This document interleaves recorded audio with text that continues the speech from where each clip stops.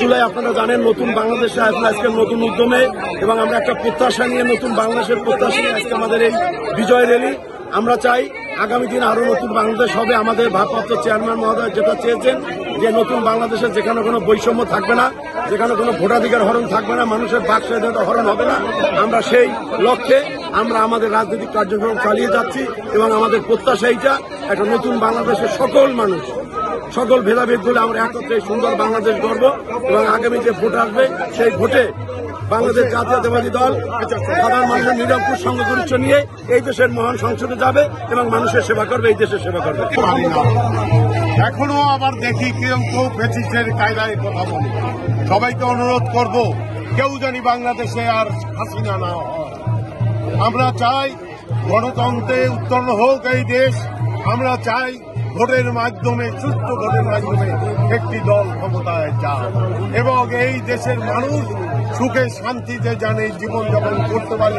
সেই জন্যই আজকে এই কিন্তু 5ই আগস্ট আর 6ই আগস্ট।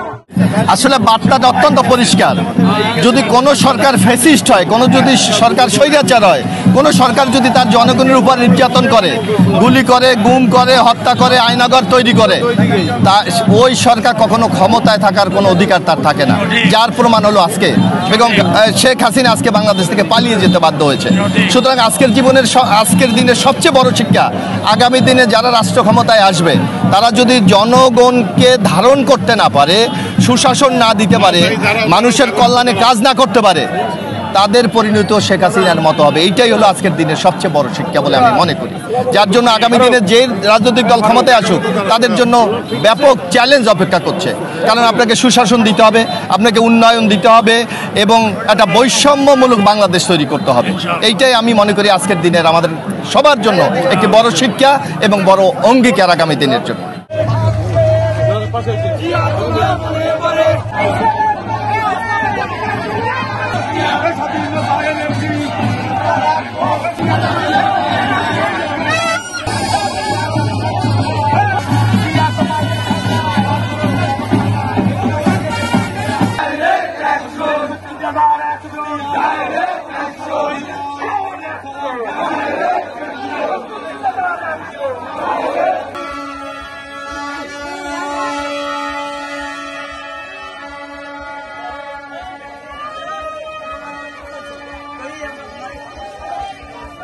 আপনারা দেখছেন দৈনিক কর্ণকণ্ঠ, সবার কথা বলে।